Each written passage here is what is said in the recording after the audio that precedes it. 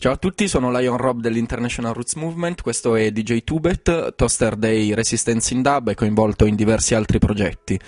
La prima domanda che ti volevo fare si riferisce al concerto degli Israel Vibration. Prima del concerto ti abbiamo visto sul palco con Jacob e Lorenzo dei Mellow Mood e quindi ci chiedevamo come si spiega la tua presenza sul palco con loro quella sera. Ma la mia presenza è alquanto strana come alquanto strano è il personaggio che contiene l'esperienza di cui stiamo parlando. No, io conosco i Malamud da molto tempo, sarà anche per la vicinanza, come parlavamo prima, con Paolo Baldini, sarà anche per il progetto di Resistenza in Dub, ma anche perché siamo entrambi friulani, anche se io sono un po' più lontano rispetto a Jacob. E condivido con loro questa esperienza, diciamo, anche all'interno del live dei Melmood. Di solito sono piccole apparizioni abbastanza folgorate e folgoranti, dove di solito faccio vedere questa cosa del freestyle, che per me è molto importante. Ed è alquanto insolito, se non strano, proporre questa disciplina all'interno dei canoni della reggae music e soprattutto del roots. Noi abbiamo visto appunto che eri sul palco con loro e fai un dancehall style live anche se non soprattutto in dialetto friulano. Qual è il significato, o meglio, questo strumento del dialetto, come si inserisce nella musica che fai, in quello che vuoi portare alla gente?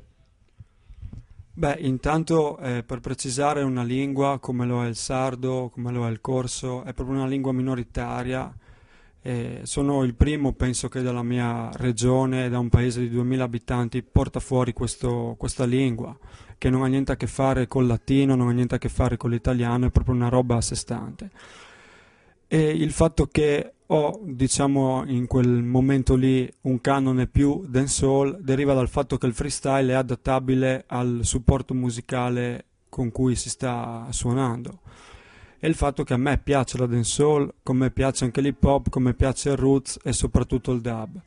E uno si chiede come si conciliano tutti questi mondi inconciliabili sotto la veste comunque del reggae. E secondo me, nel mio caso, nella mia figura, si conciliano proprio all'interno del mio nome, che in realtà è il mio progetto di vita, no? DJ, appunto, in onore dei primi toaster, dei primi intrattenitori che hanno dato vita e via anche al fenomeno meglio conosciuto come hip hop o anche dancehall del giorno d'oggi. Too bad perché il mio cognome è detto in friulano ed è il nomignolo con cui mi hanno sempre chiamato da bambino. Ci tengo a precisare che l'italiano l'ho conosciuto all'asilo all'età di 3 anni, prima non avevo mai sentito nessun vocabolo in questa lingua, per cui è davvero strano per me il discorso identitario, diciamo, e quello che porto è un messaggio roots, anche se non mi esprimo, diciamo, con la melodia al bel canto, ma sono più vicino a una cosa strana, sghemba, come lo erano i primi DJ, ed è quello che vorrei riproporre. Soltanto che se mi immagino un DJ che suona adesso con il microfono in mano, non ha purtroppo il mondo degli anni 70, che sia il primo mondo dell'hip hop o il primo mondo del reggae, non esiste più, ahimè. Non esiste più dal punto di vista musicale, ma soprattutto esiste solo in poca parte dal punto di vista culturale. E quindi mi piacerebbe avere quel messaggio, quel modo di affrontare la vita, di intrattenere, però avendo degli schemi anche più nuovi. E in questo sta tutta una miscelazione. E il dub, secondo me, è il crogiuolo sperimentale adatto per contenere tutta questa visione che ho in testa, ecco. Perché appunto il dub, secondo me, è andare oltre, è la cosa più oltre al roots, ma anche la cosa più roots, cioè il cuore della sperimentazione, ma anche il cuore di questa musica. È proprio lì che vorrei colpire, essere colpito e mettermi in discussione.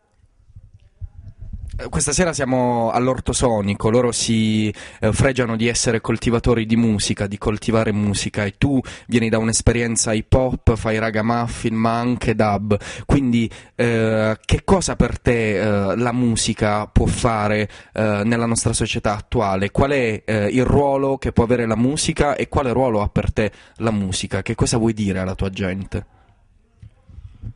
Ma alla mia gente ho veramente tantissime cose da dire e io cerco di fare della musica un processo di autoconoscenza di quello che sono io, che è la cosa più importante perché è la prima cosa che si riesce a cercare di descrivere, ma anche la cosa più difficile, autodescriversi. Attraverso questo processo conosco meglio la mia gente, il mio popolo, anche se non mi piace questa cosa perché è troppo fissa, non mi piace un'idea di un'identità fissa, no? Io mi sento friulano perché giro in Italia, se girassi l'Europa mi sentirei italiano, se girassi il mondo mi chiederebbero ma tu sei europeo, non mi direbbero ma sei friulano. Se vivo in Friuli mi dicono dove sei? Di Udine? No, sono di un paesetto del cazzo che si chiama Nimis. Se sei di Nimis di dove vieni? Di che borgo? No? È tutto alla fine una serie di matriosche. Quindi lo trovo molto stupido il discorso di orgoglio delle proprie radici in senso fisso. È una cosa, diciamo, rapportata sempre al contesto, quindi c'è una conoscenza propria miscelata al contesto. Per arrivare al soldo della tua domanda è questo. Io cerco di usare la musica per conoscermi, per conoscere la mia gente, ma anche per risvegliare. La mia prima esperienza musicale è avvenuta attraverso una posse, quindi ho ancora questo background, diciamo, se non proprio politico, di contestazione, ed è una prima cosa. L'altra cosa più spirituale che mi ha insegnato il reggae è proprio di questa contestazione portarla a un estremo un po' più alto o più profondo e quindi cercare di disincrostare tutto quello che non è puro, tutto quello che non è reale, tutto quello che non è umano, che non è amorevole, no? E questo deriva dall'insegnamento di questa grande matrice del reggae e del roots, della matrice più spirituale. Quello che è il ruolo sociale deriva dalla magnifica esperienza dei DJ, che erano delle radio locali. Quindi tutto questo si fonde in un unico amore, che è l'amore per la parlata momentanea, improvvisata nel freestyle. Quindi non aspettatevi una cosa super perfetta, non aspettatevi niente che non sia quello che neanche io non so cos'è, aspettatevi l'inatteso, perché è questo che porto.